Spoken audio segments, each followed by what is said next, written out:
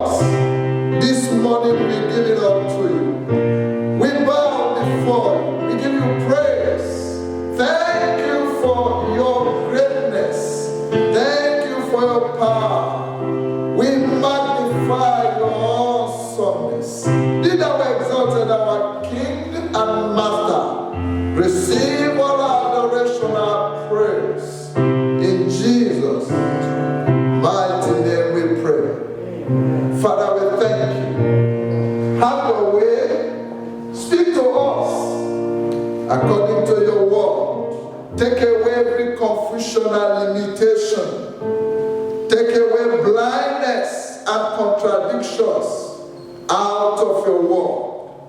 Give us sound listening ears and perfect understanding hearts, that we may understand your word, that your word may profit our lives. Excellent God, we thank you. Jesus' most powerful name, we have prayed. Amen. Wonderful people of God, you may be seated in his presence this morning. I welcome you again and again in Jesus' mighty name. I'd like you to open the Bible with me this morning. We are continuing on our series, COVID-19 and the Mark of the Beast. COVID-19 and the Mark of the Beast. So you could title today's on part 2, COVID-19 and the Mark of the Beast. I'd like to encourage you, if you were not here last Sunday, to go to our YouTube channel, Kingmakers TV, and listen to that introductory part. It is very, very, very, very crucial at this stage and at this time in our lives. So today we are going forward. Do yourself a lot of good to listen to the first part so that you can be complete in knowledge, knowing where God is and what God expects you and what you should do yourself. This morning I will be reading from the book of Ezekiel, chapter 9. Ezekiel chapter 9, I will be reading from verse 1 to about verse 6 or thereabouts. Last Sunday, it was important that we mentioned that because of all the controversies concerning COVID-19, a lot of Christians are being misinformed. A lot of Christians are struggling with their faith. A lot of Christians are at loss about the end time, the mark of the beast, and ultimately this COVID-19 and its attendant challenges. And so it is important that we look at God's word, God's,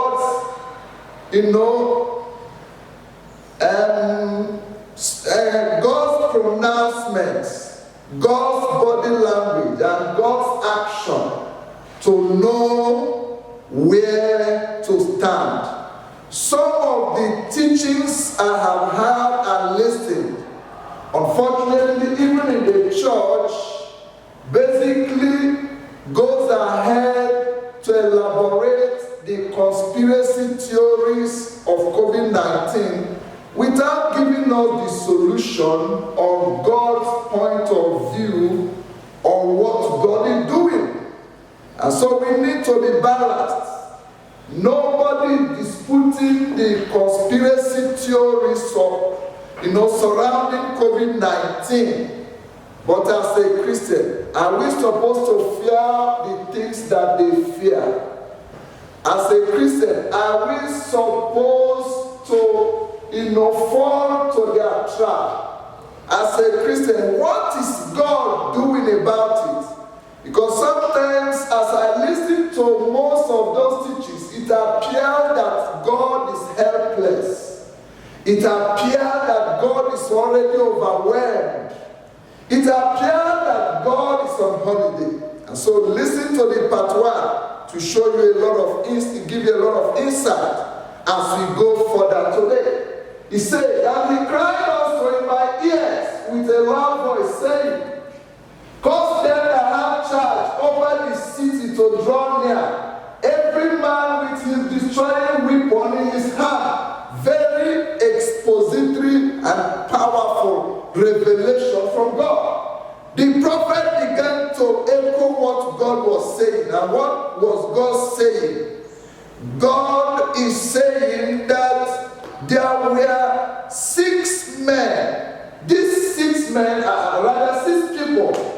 There were 6 people that were given charge or control, or authority, or power over the city, over the countries, over the nations, and over the entire world. These 6 people are there outstanding. Every one of them is powerful with a weapon that can destroy and destabilize. And I look at these 6 people, and if we are very, very sincere, these 6 people, I could call them that they are representatives of the 6 powers that have global influence over the world. You can call them like the political powers. The government of the nations is one of them.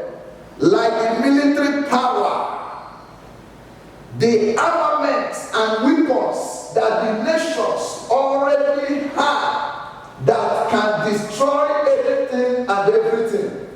You can also talk about the traditional powers, the monarchs, the chiefs, and all the power they wield over the people, over the land.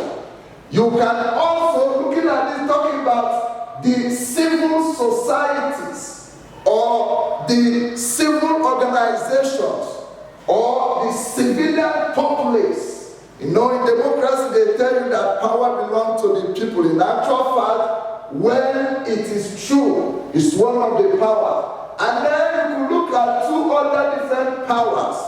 One of them would be an occult power, that is religion that is not under God, rather under the devil. They are powerful. You cannot neglect them. And then the power under God, the one I will call genuine Christianity.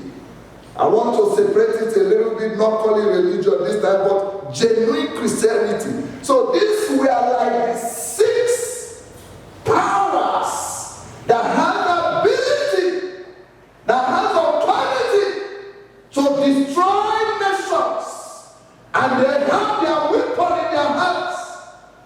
And verse 2 began to say, and behold, these 6 men, they came from the way of the high gate, which lies toward the north, and every one of them, or every man, a slaughter weapon in their hands.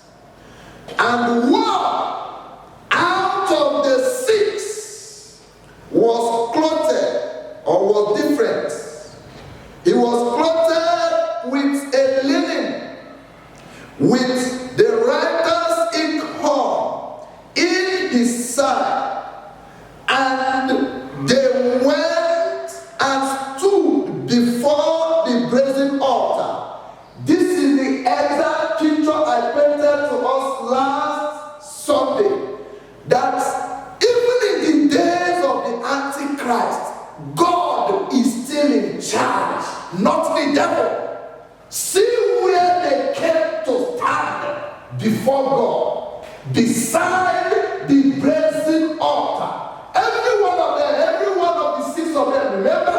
But one is different.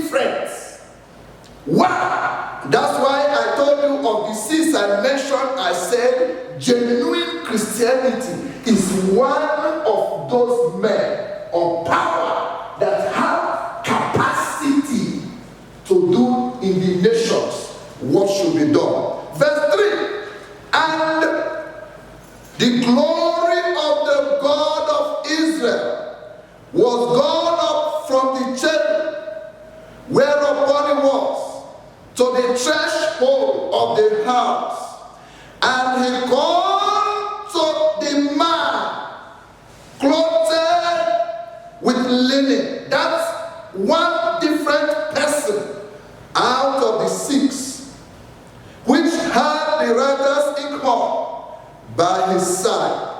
And the Lord said to him, I'd like you to pay attention. And the Lord said to him, that's one person out of the six deadly, dangerous powers that has the ability to deal with the city and the nations. So he said to the one that is different, go through the midst of the city, through the midst of Jerusalem, and set a mark upon the foreheads of the men. What are the characteristics of the men that should be marked first? Their characteristics would be that they sign and that they cry for all the abominations that be done in the midst of the land. So their characteristics would be that these people have repented, that these people are crying for righteousness. Like we said last Sunday, that they are saved, they are born again. So God said, before the remaining five is allowed to cause havoc in the land, before they are released to destroy, to do whatever, God said to the one that is different, the one that is genuine, go look for them who have remorse, those who cry for righteousness, those who cry against iniquity, those who do not want abomination in the land. The people with such characteristics are simply believers in Jesus Christ. Those who have given their life to Jesus. Okay. 5. And to the others, he said in my hearing, go ye after him. After who? After the single person that has been sent. You know, I want you to see that God has a timetable till the end. The devil is not the one in charge. Stop arrogating to the devil the power he doesn't possess. Stop giving the devil the preeminence that he doesn't have. We could see from here that yes, the end time is approved. Yes, the end time is going to come. Yes, persecution is going to be allowed. Destruction of the highest scale is going to come. But before that, God said, wait a minute. You, God, place a mark on certain group of people. And then he said to the other 5, you cannot follow him. Once you're done with marking the people of God, you can do whatever you want. Let me finish the reading. Verse 5. in my hearing, go ye after him through the city and smite. You can kill. You can destroy. You can do whatever.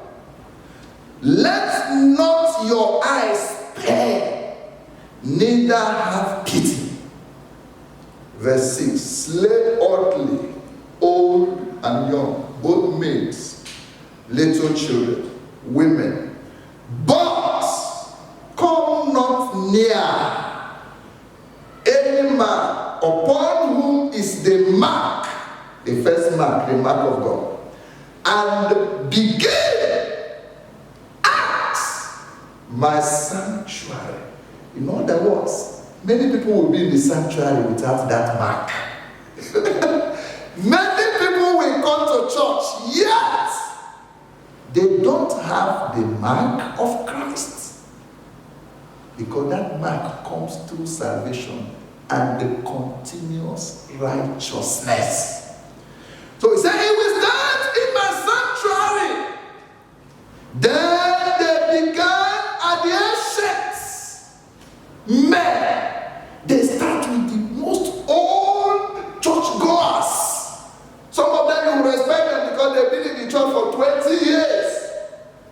But unfortunately, no mark. You know, my fear with the activities, my fear with what God is allowing in our day is not what the devil is doing, but it is what I am doing in respect with relationship with God. It is what the church is doing in respect with their relationship with God. It is what we are doing in respect with our relationship with God. Because definitely it will even start in the church and from the very old people in the church. Those people you think they are timber and caliber in the church. The pastors, the bishops, the apostles. It will start with them, the ancients. Then they began at the ancient men, which were before the house. Of course, talking about the house of God. This is God's template. This is God's template for the end time. So, instead of you being afraid of COVID-19 and the mark of beast, or mark of the beast, you should rather be afraid of your salvation. Are you born again for real? And you live a life of being born again? The Bible has shown us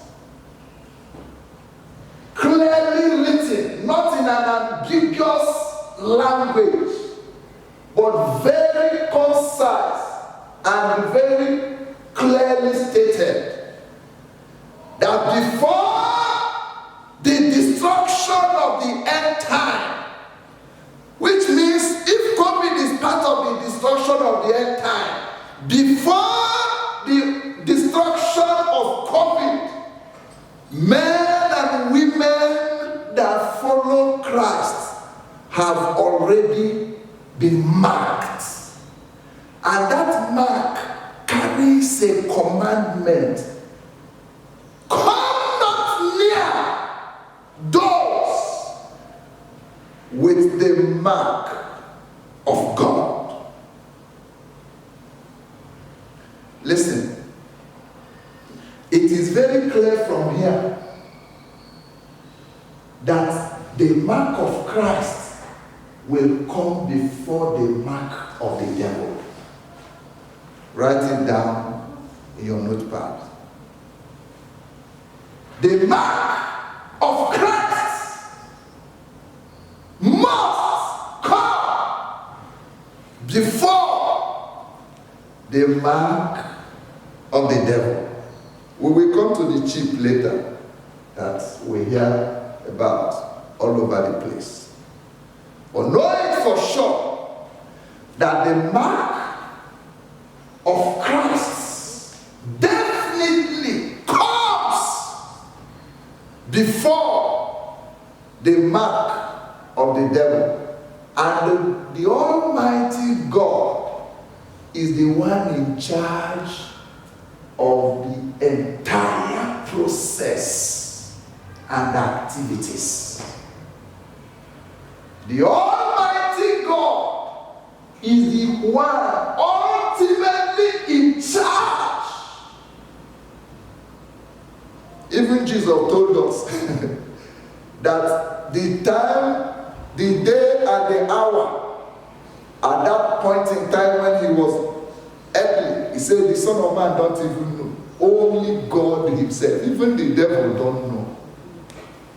Ultimately, the one in charge, even in the days of tribulation, is the Almighty God himself. He just would allow the devil to a certain extent to do what he wants to do.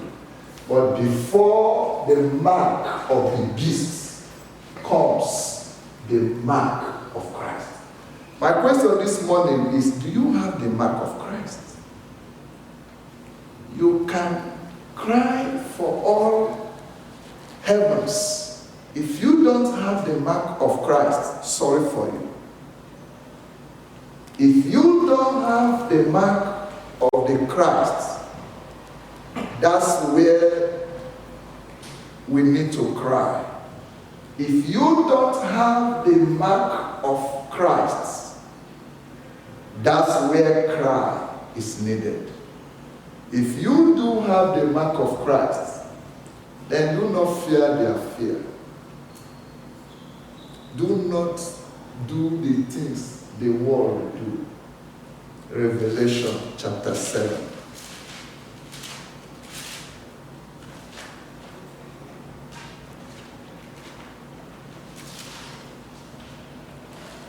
Did I say Revelation 7?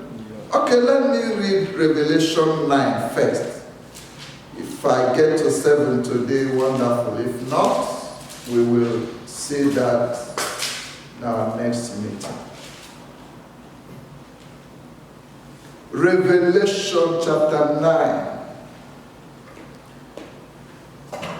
This is also the New Testament version of what we have read in Ezekiel, but slightly different, maybe by numbers, because if you read this Revelation 9 from 1, I don't think I have time to read from 1. It will tell you that he saw, 4 angels.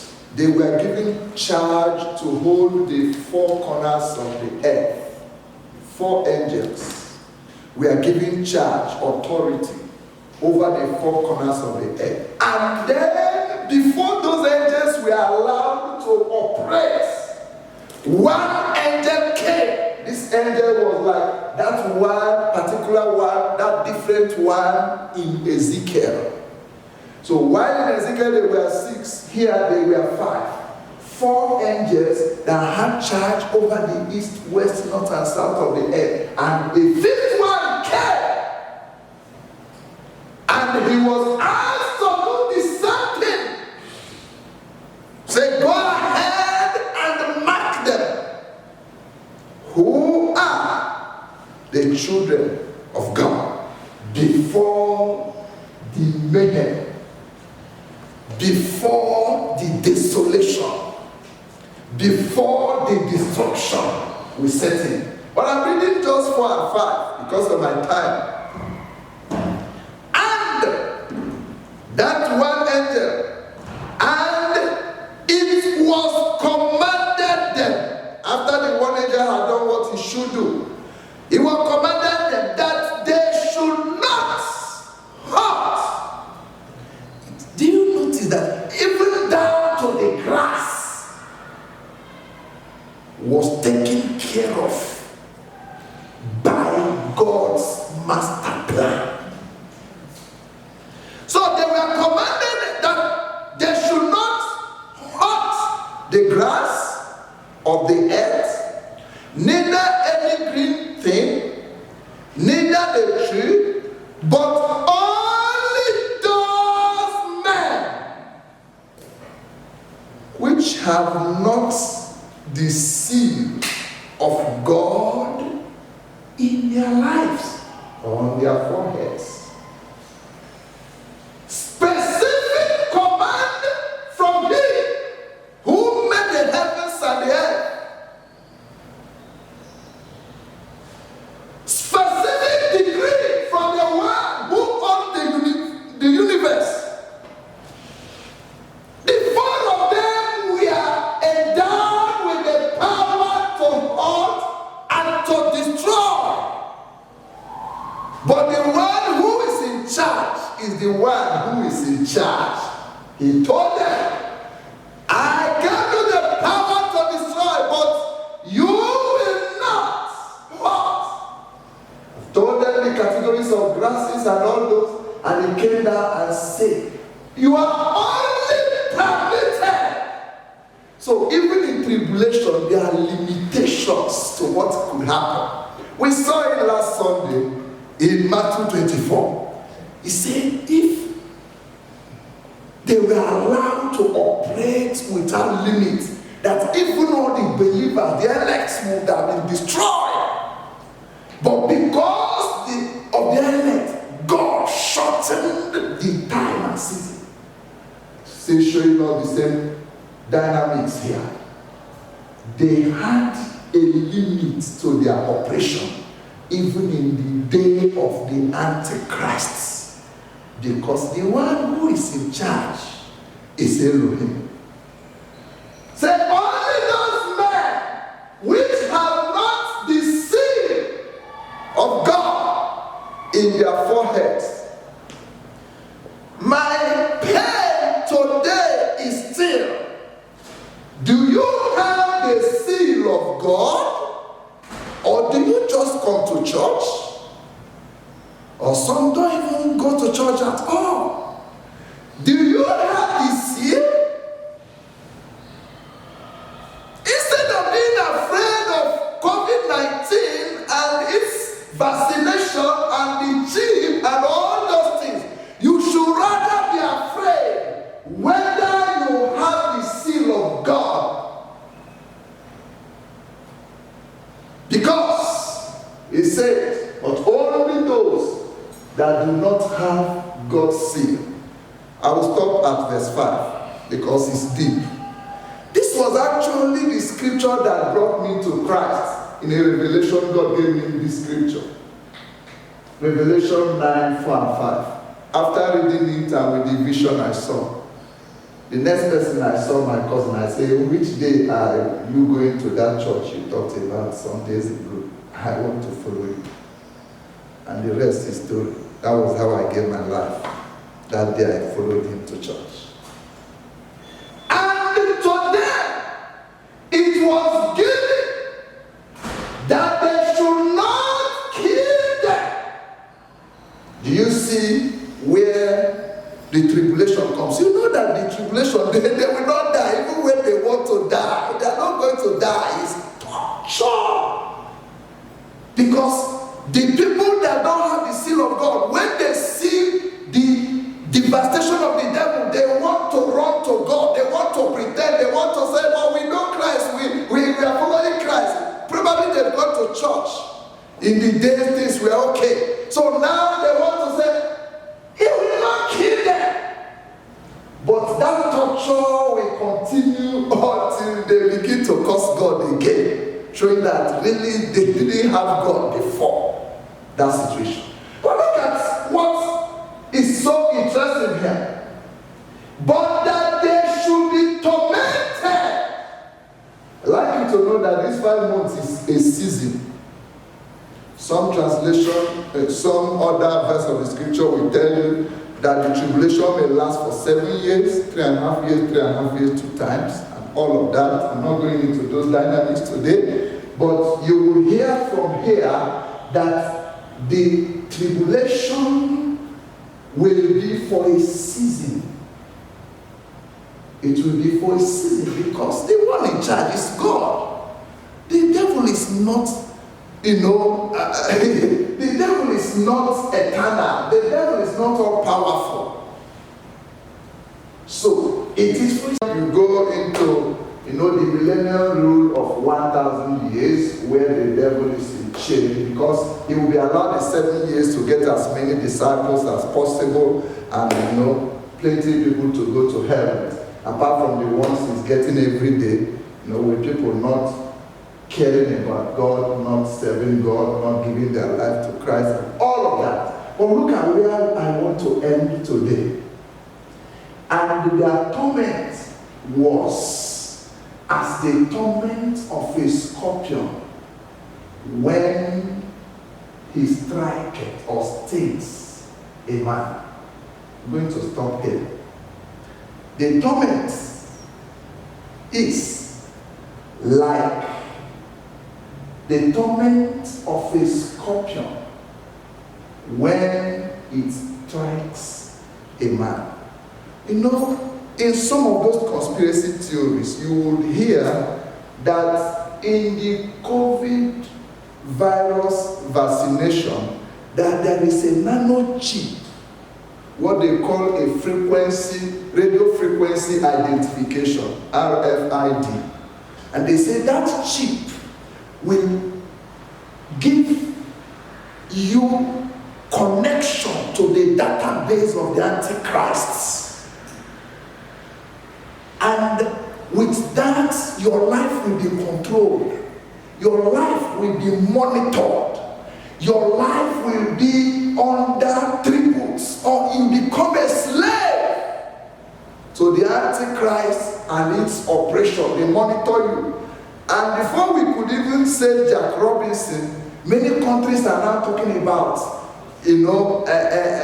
vaccine passports. You can't travel without it. And some people say, we said it. You see it. You see them. They are doing it. They don't have knowledge of God. That's why they are talking like that. I'm going to explain here and we'll close. I hope 10 minutes will be enough to explain.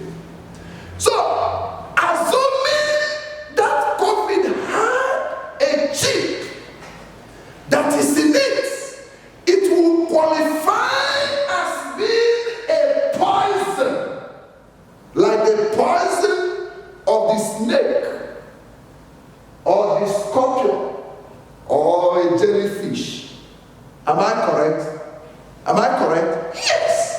Because if you're going to inject me and there's a chip that will, some of them say that the chip will, or the vaccine will be able to alter your DNA. That the chip or the vaccine will alter your DNA. And some even went further to say, after 2 years of that vaccination, all the people vaccinated will be dead people. And I look at people's myopic, unreasonable lack of God's knowledge in display as worrisome. Because the Bible says that the torment will be likened to a snake or a scorpion or a jellyfish when it strikes you, or when it bites you or scratches you, as in the case of jellyfish. And when they said that, now I began to study. And the first question I asked myself is, if this happens, and this COVID brings this kind of poison to corrupt my system, as we hear people talk, and disorganize my system, so I now become a robot controlled from somewhere, maybe in Luxembourg, the beast house in Luxembourg that can control about billions of people from the database, and so on and so forth. If this is true, then why are we Christians? If this is able to get all of us, why are we Christians? So as I look at it, this poison struck me, and I began to research and study. And I noticed, because God, in whom He is and is in charge, I began to study, and I noticed that as deadly and as dangerous as the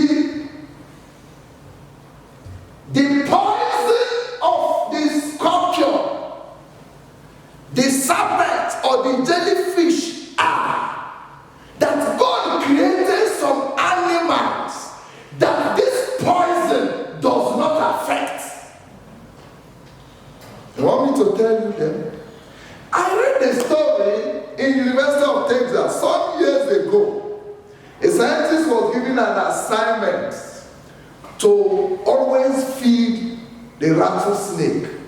The rattlesnake is one of the most deadly poisonous snakes on earth. The poison can kill an elephant under 4 minutes. So they gave the scientists that assignment. Feed this rattlesnake every day.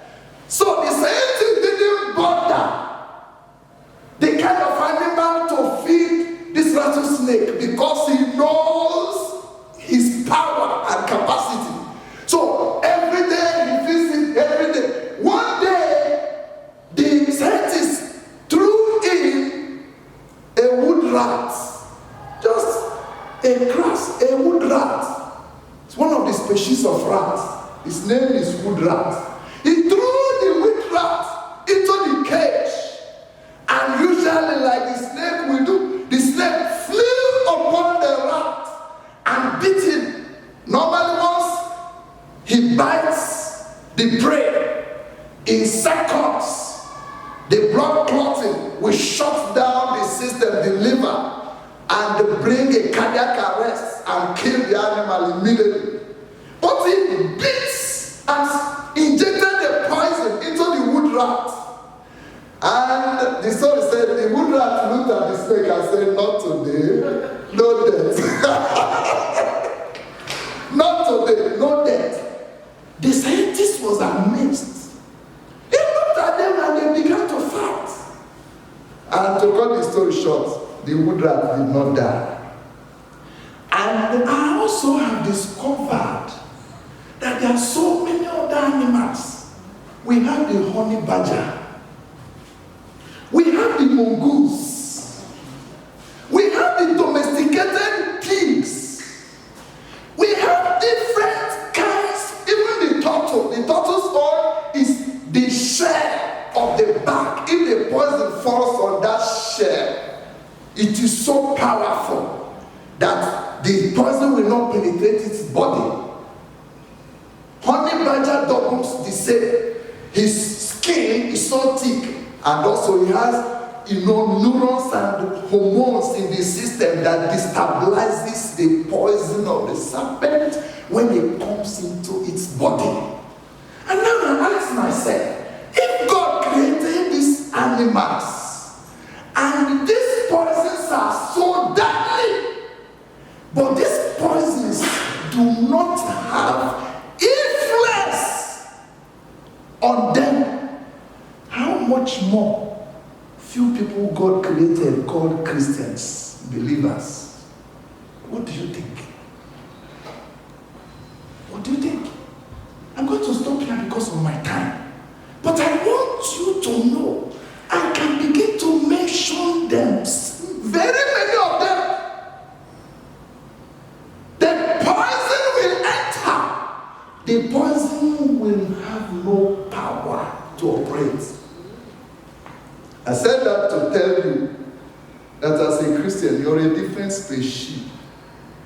It's not every satanic operations and activities that have the power to operate in your life. Even if there's a chip injected through COVID-19 into your system, if you have the mark of Christ, help me and tell them not today.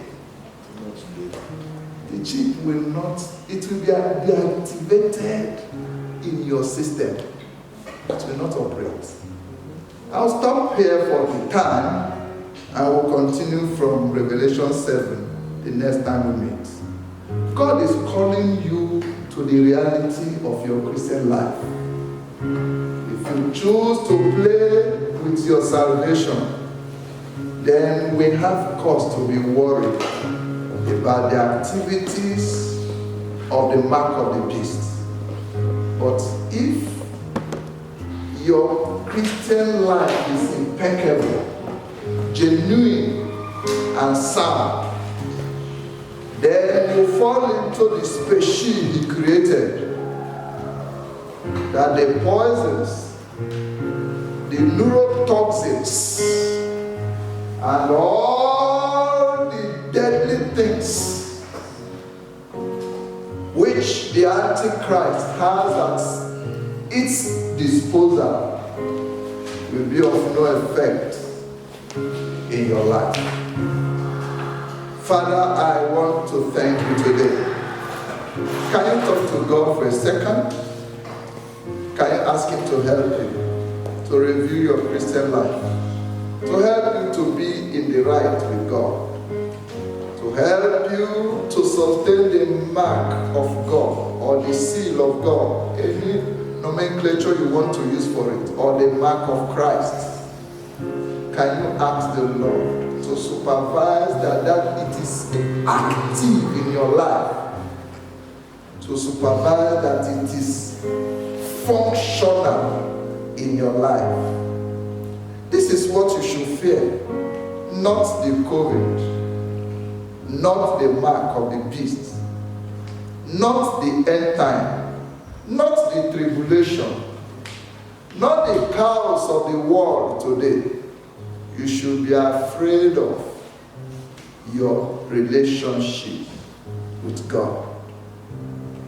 When it is genuine, you fall into the species of wood rat, of honey badger, of mongoose, of domesticated swine or pig, as we may call it, and several other creatures, even some birds fall into that class, that the toxins, the poisons of these deadly creatures that are actually instruments of Satan. You know that the serpent is an instrument of the Satan himself.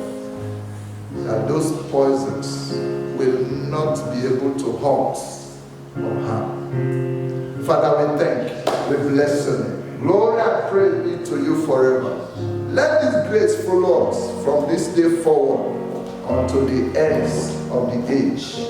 Lord, as we come, Lord, as we pray, it is our desire that we will flow in the power of the Holy Ghost in Jesus' name. Thank you, excellent King, precious Father, for we pray in Jesus' mighty name.